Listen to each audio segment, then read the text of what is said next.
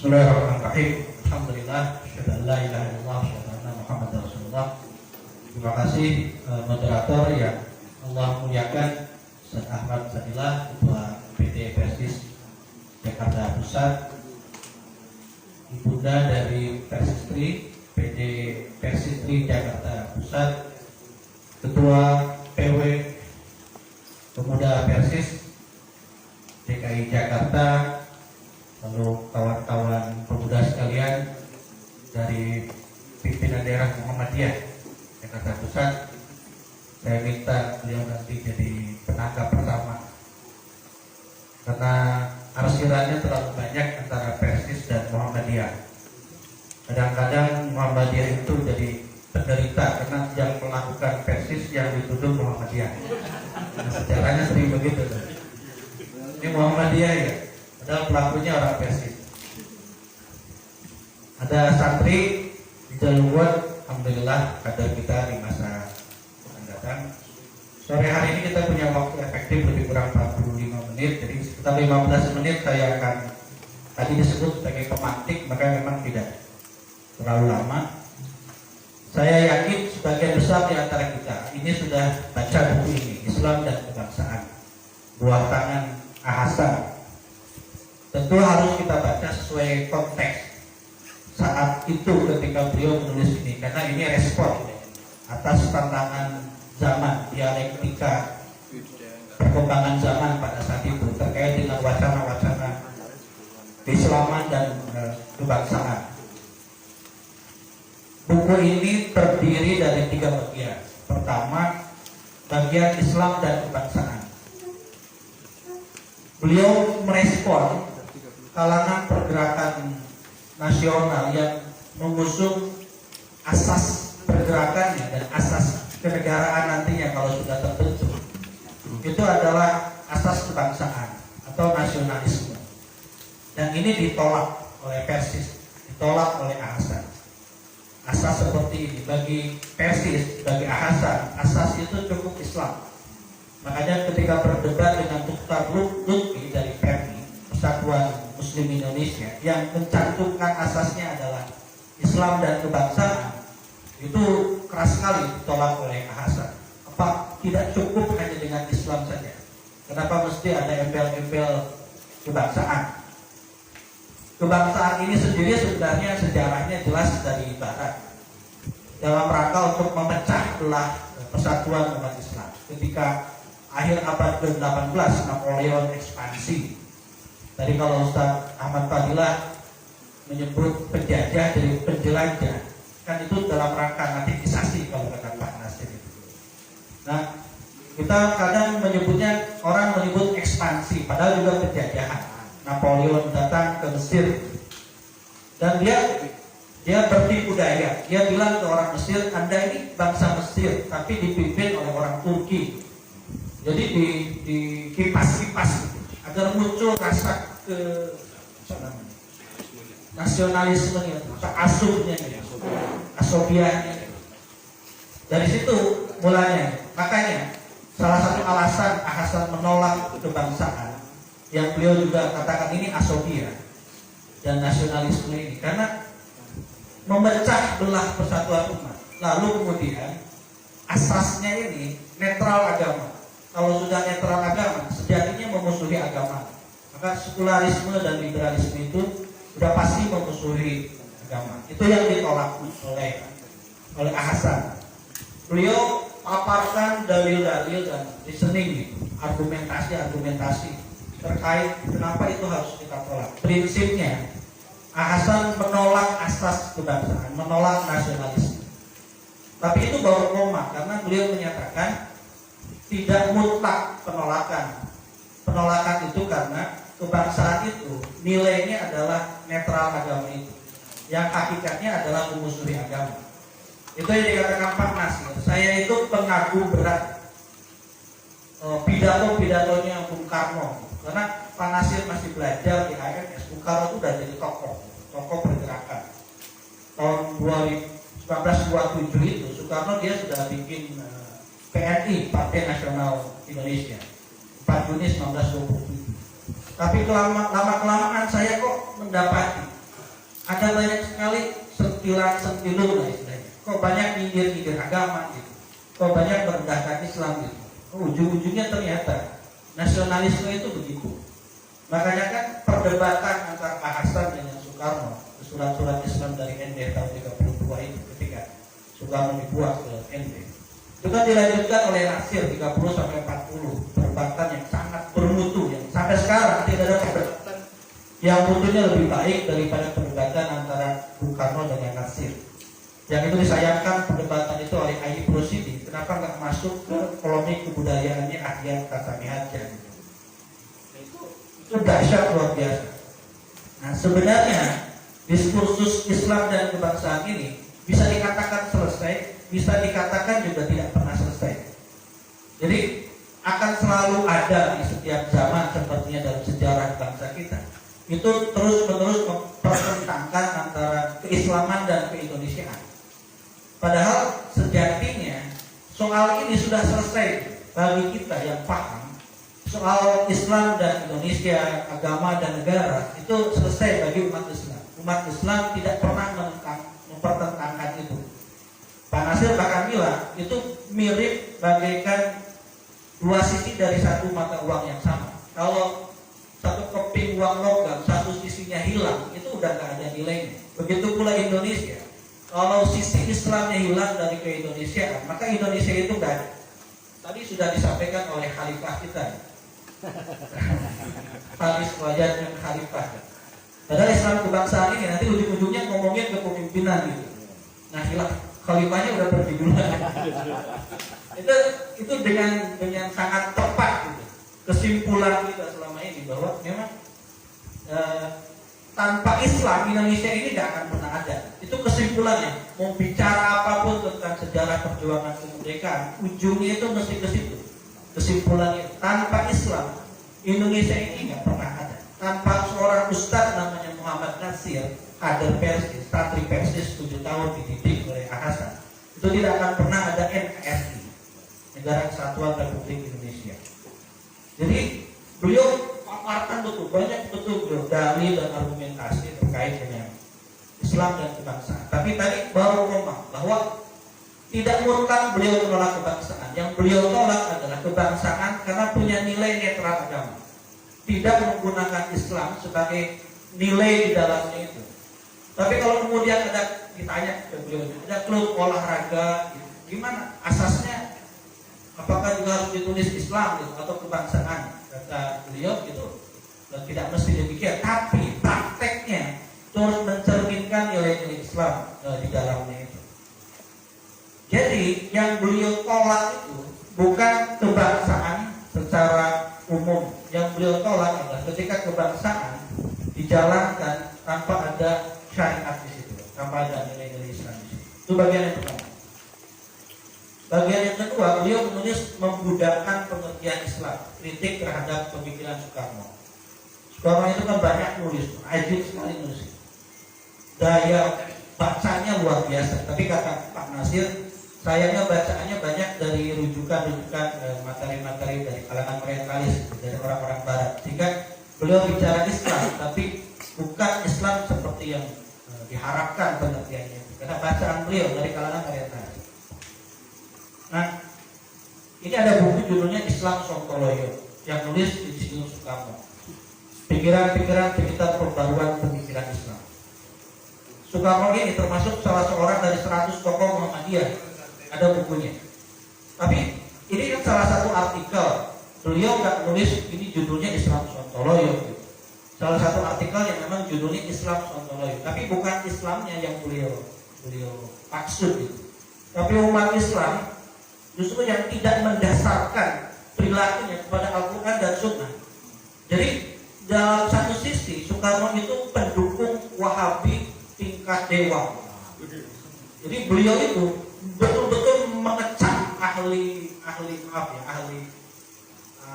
maulid gitu, ahli ini. Ini kita bicara diskursus ya, sejarah ya. Beliau kecam betul gitu. Dan beliau pendukung Wahabi. Makanya salah satu buku yang diterjemahkan oleh beliau saat di ND itu adalah buku tentang Wahabi yang ditulis oleh seorang penulis Barat yang beliau kirim ke Bandung kepada Tuan Hasan. Tolong beli ini buat makan saya ini.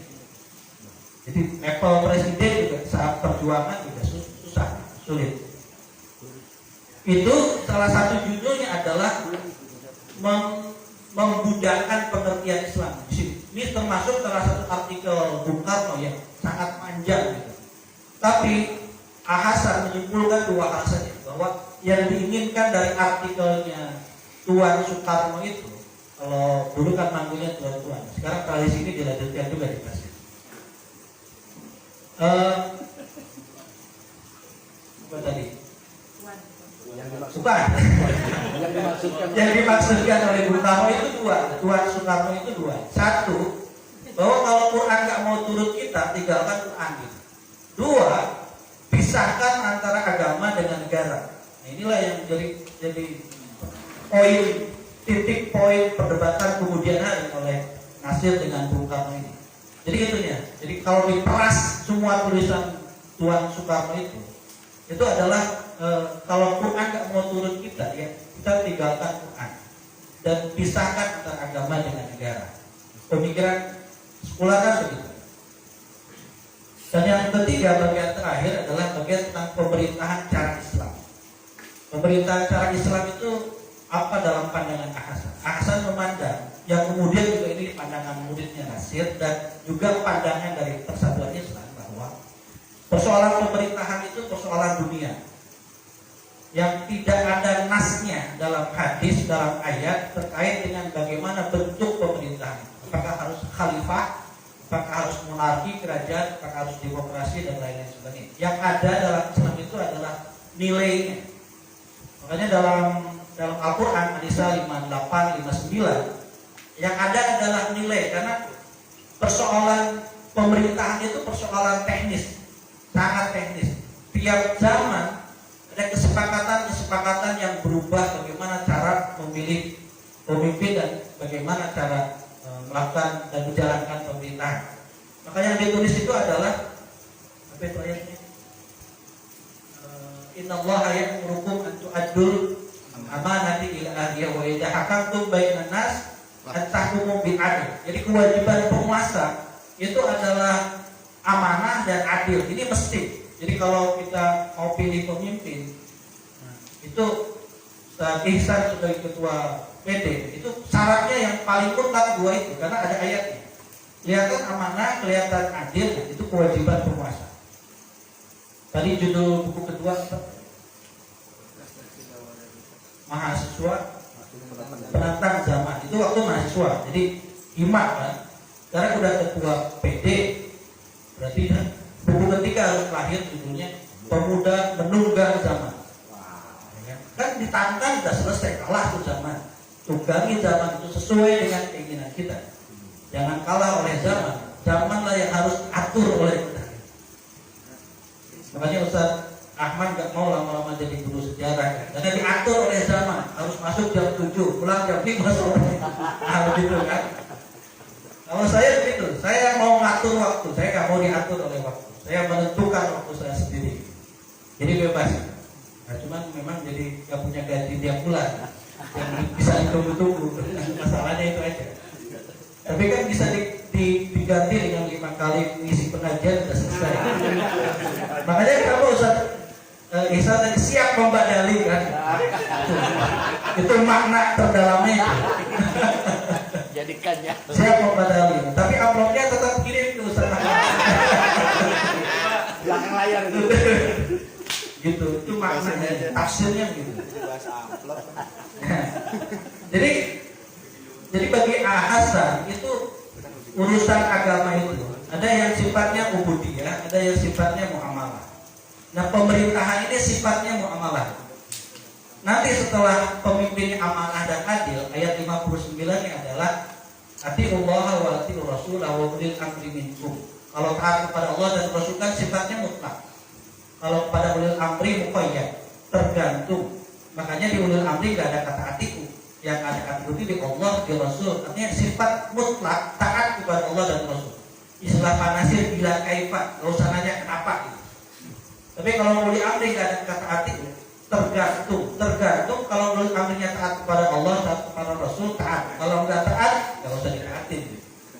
Nah inilah yang kemudian jadi nilai dari, kalau nilai itu abadi, mau bentuk pemerintahannya seperti apa sampai kiamat, nilai-nilai ini yang harus dipertahankan, amanah, adil, taat, pasti abadi.